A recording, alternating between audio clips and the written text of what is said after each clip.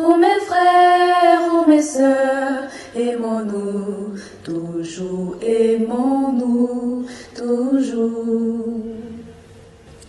Lui pour toujours, c'est Dieu qui nous unit, son amour nous conduit et nous rassemble tous sous son aile. Par le lien de l'esprit, soyons toujours unis.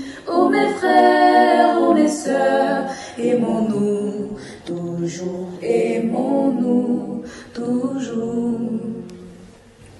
D'où viennent les querelles et d'où viennent les haines parmi les enfants de ce royaume?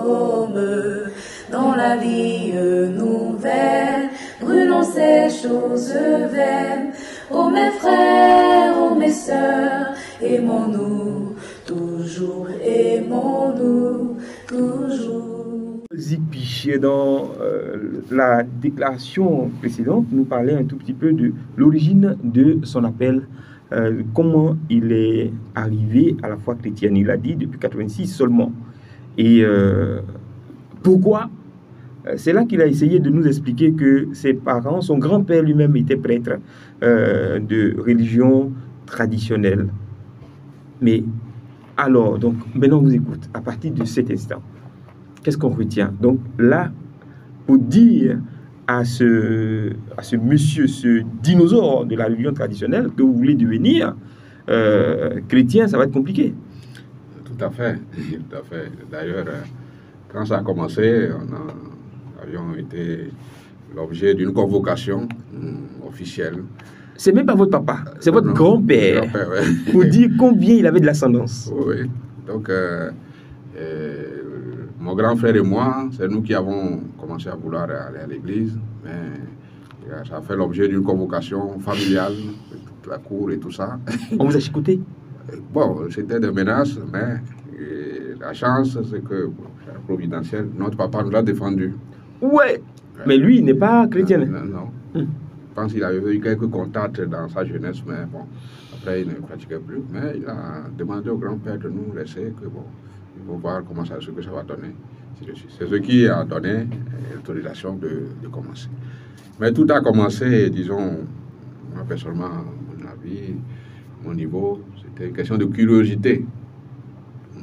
Curiosité parce que on était à l'école primaire, on allait cours et tout. Et puis, il y avait un camarade qui tout le temps, je dirais, entre guillemets, nous emmerdait avec la question de l'église. Lui, il allait, et tout le temps, il avait un chapelet au bras, au poignet. Bon, pour nous, ce sont des perles. Donc, ils ont ouvert notre chapelet, mon frère. D'accord. Donc, nous, on se moquait de lui, on dit, ben, toi, tu es garçon et puis tu portes des perles et tout ça. Oh, mon Dieu. Donc, ben, tout le temps, il nous disait, mais venez voir, venez. Pendant plus d'1 an, il était derrière nous, disant, venez voir. Ce qui à lui-même, il était catéchumène à ce moment. Donc, on n'a jamais voulu aller. Mais quand on a commencé le collège, de 6e et autres, donc un jour comme ça, bon, ça nous a pris, on dit, bon, on va aller voir quand même ce qu'il fait là-bas. Qu'est-ce qu'ils font là-bas? Donc on est allé, mon grand frère et moi. Et effectivement, bon, on a vu un blanc qui priait à l'autel. C'était des missionnaires blancs. Donc, on appelait les missionnaires comboniens. D'accord. Les missionnaires italiens. L'italien. Et donc, le culte est fini. Bon, ça nous a paru un peu bizarre parce que bon, ce n'est pas la même chose que ce que nous faisons. Donc, sur l'instigation de ce camarade-là, bon, il nous a poussé, il dit bon, le soir, on apprend aussi la catéchèse, venez voir, et on fait des prières, ceci. Donc, tout d'un coup, comme ça, il nous a poussé, sans que nous ayons même une conviction personnelle en tant que telle. Mais nous, on était un peu curieux, on voulait voir ce que c'est. C'est comme ça qu'on a commencé un peu. Puis bon, tout d'un coup, et puis la rébellion de l'âge. Ouais. Peut-être qu'à ce moment-là, on n'a pas trop envie d'obéir. Décalé. Donc, petit à petit, et puis bon, on a pris goût et puis on a vu quand même qu'il y a de la substance dans ce qui se fait. Et on a commencé à lire les paroles de l'Évangile, le Testament. Et puis bon, c'est comme ça que ça a commencé. On a commencé aussi la catéchèse et tout et tout. Mais tenez-vous bien, bon, souvent, maman faisait la catéchèse pour 3 ans pour recevoir le baptême. Bon, nous, on a commencé, on est rentré dans sa classe de catéchèse. Je ne sais pas comment était l'organisation, mais nous, pour tout, on a fait seulement 7 mois. Et puis on a été baptisés ensemble avec lui, notre camarade là. C'est comme ça que ça s'est passé. Donc, moi, j'ai fait seulement 7 mois de catéchèse. Vous êtes allé, peut-être, il était en 3e année. On a commencé en septembre 1986. Et puis, avril 1987, on a reçu ensemble le baptême avec ce camarade qui nous avait. Il s'appelait Francis. Francis, voilà, il est encore là actuellement. Donc, voilà un peu, disons, d'abord, l'histoire de mon entrée. Et la convocation du grand-père, vous n'avez pas dit, il vous a convoqué, à quel niveau vous étiez? Il a appris que vous étiez catéchumène ou bien que vous étiez baptisé? Il a appris qu'on allait à l'église et qu'on était catéchumène. Et à ce moment, nous étions convoqués. Mais comment lui a su ça? Est-ce que ça a déstabilisé un peu son organisation? Ou bien vous ne voyez plus venir danser, jouer au tambour? Oui, il a su, forcément, parce que les dimanches, avec une organisation familiale, soit on faisait le culte chez lui, ou bien soit on allait au champ, on faisait autre chose. Mais quand tu vas à l'église, bon, tu manques à ces appels-là. C'est tellement il a su que bon, les enfants sont en train d'aller quelque part. C'était comme ça. D'accord. Et puis, voilà, l'envie de devenir religieux. Vous rencontrez les franciscains comment? Bon, l'envie de devenir religieux après le baptême. On commence à chercher à savoir les choses. Et à force de connaître l'enseignement du Seigneur Jésus dans les évangiles qu'on lisait, et on commence à avoir des aspirations. Et déjà en 1990, j'ai commencé à penser à ce que je pourrais être. Et premièrement, c'était la vie de Saint-Antoine de Padoue. Pourquoi? Parce qu'il y avait un cousin qui était abonné à une revue, la revue Le Messager, qui était une revue typiquement sur Saint-Antoine de Padoue. On parlait de sa vie. Et dans cette revue, je pense qu'on parlait aussi de Saint-François d'Assise. Et alors, par curiosité, je prenais sa revue, je lisais. Et puis bon, j'ai vu aussi que la vie de ce monsieur de Saint-Antoine m'intéressait. Comment? Qu'est-ce qu'il a fait? Bon, sa vie, c'est ce que nous savons plus ou moins. C'est un religieux franciscain. D'accord. Vous savez quand même que c'est un franciscain, non? Ah, essayez de nous apprendre. C'est un franciscain, d'accord.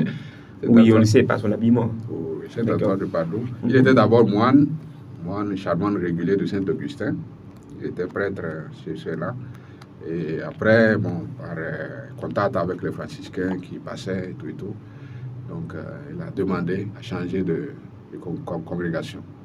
Et c'est comme ça qu'avec l'autorisation de son supérieur, il a intégré la communauté des franciscains. Mais il était déjà prêtre avant de devenir franciscain. Pourquoi il porte un enfant? Pourquoi on le représente avec un enfant et une gerbe? Bon, c'est pour exprimer son intimité avec Jésus et avec la parole de Dieu. Et aussi, certainement, bon, dans sa biographie, il y a un épisode qui parle d'une apparition nocturne qu'il a eue, où il y a l'enfant Jésus qui était venu dans ses bras. Mais avant tout, c'est le symbole de son contact permanent avec la parole de Dieu. Jésus, c'est la parole. Oui, Jésus, c'est la parole. Souvent, on le représente avec la Bible en main, oui, ou soit avec Jésus. C'est la même chose. Jésus ou la Bible, c'est la parole de Dieu. D'accord. Super. Je vous ai dit, avec ce monsieur-là, on apprend beaucoup de choses. Il est docteur en théologie morale. Il est enseignant. Et c'est lui qui est notre invité du jour. Avec lui, nous parlons donc de son appel à la vocation, comment est-ce qu'il est entré dans les ordres. Donc, le clin d'œil qu'il a reçu de Saint-Antoine. Et puis aujourd'hui, de fil en aiguille, il intègre cette communauté, cette grande famille. Voilà, tout à fait. Donc, d'abord, ça a commencé par une recherche vocationnelle. On a commencé à participer aux réunions de groupes vocationnels de la paroisse où j'étais, dirigé bien sûr par le père Combonien, je parlais. Et à l'époque, c'était le père Xavier Perego, un Italien. Et à un moment donné, il nous a posé la question, mais que chacun lui dise quelle communauté il voulait intégrer. Bon. Est-ce qu'on avait le choix? Oui. Il faisait venir des intervenants de différentes communautés. D'accord. Les diocésains, les religieux, les religieuses, voilà, au niveau du groupe vocationnel. Et donc, quand il a posé la question, bon, moi, je n'avais pas une idée claire. Bien sûr, je n'avais pas l'intention d'intégrer les Comboniens. Pourquoi? Bon, parce que ils étaient là. Mon idée, d'abord, c'était pas être forcément officiant comme prêtre, mais bon, vivre une vie qui est une donation à Dieu, un peu selon la ligne de Saint-Antoine. Donc moi, je lui ai posé la question, mais et Saint-Antoine, il est de quelle communauté? Ouais. Il était surpris. Ça m'a dit, oui, il est franciscain. Il dit, mais les franciscains, ils sont où? Il dit, il faut aller à la capitale, à Lomé. Tu vas dans telle paroisse, tu demandes, bon, ils vont te dire où se trouve la paroisse de franciscains. Donc c'est comme ça que j'ai pu découvrir la paroisse de franciscains à Lomé. Et puis j'ai pris contact. Puis bon. Vous avez suivi le cheminement? J'ai suivi le cheminement pour pouvoir intégrer après. D'accord. Finalement, je suis rentré dans la première formation en 1996. 1996. Et j'ai fait la première année de formation ici en Côte d'Ivoire, à Yopougon, en 2 poids. C'est la première année. On appelle ça le postulat. Ensuite, et puis le frère Epiphane était là? Non. Epiphane. Oui. Il était là, il était formateur? Epiphane, je pense qu'il est venu après. Après. D'accord. En ce moment, il avait le frère Norbert. Tout à fait. Voilà. Super, c'est bien. Et vous avez une devise, non? Vous avez un mot, un verbe qui vous permet de garder le cap? Oui, c'est suivre le Christ. Suivre le Christ, parce que le mot que Jésus lui-même adresse à ceux qui l'appellent, en tout, c'est « suis-moi ». Suis-moi. Mais suis-moi, c'est tout un programme de vie qui semble simple, mais en même temps, disons, incommensurable, parce que suis-moi, tu ne sais pas exactement totalement qui est la personne qui t'appelle, et de deux, tu ne sais pas où ça va. Suis-moi. Bon, il ne dit pas, bon, viens, on va aller à Bobo, on va aller à Djamé. Non, il dit, suis-moi. Suis-moi, on s'en va où? Donc, c'est une aventure de foi. Il faut faire confiance. On se dit, bon, je ne sais pas où il m'amène, où est-ce qu'on s'en va, où ça va finir, tout ça, mais bon, je lui fais confiance, je le suis. C'est un peu ça l'aventure. Un gros livre d'inconnus. Oui. D'accord. Alors, vous êtes donc franciscain et vous suivez vos différentes étapes et puis vous décidez d'être prêtre.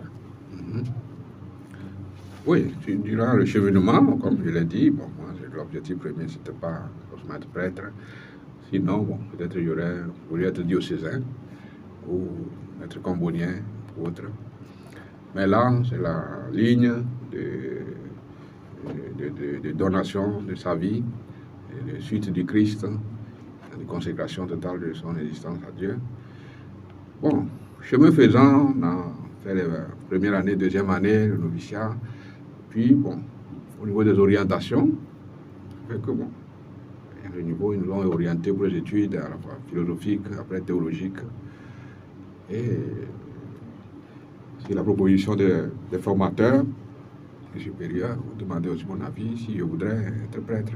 Je dis, bon, pourquoi pas, on ne peut pas refuser catégoriquement. Donc, c'est comme ça que... C'est le besoin aussi de la communauté. Le besoin de la communauté, oui. D'accord. Et puis vous avez suivi des formations complémentaires. Oui. Donc, j'ai fait le noviciat et la philosophie au Togo, une partie à Dapon, une partie à Lomé. Ensuite, le cycle de théologie ici, en Côte d'Ivoire, au Grand Séminaire d'Adjaman. Ça fait 4 ans. de 2002 à 2006. Et donc, j'ai été ordonné diacre ici en 2006 par Monseigneur Joseph Aké, hein, qui était auxiliaire d'Abidjan en ce moment.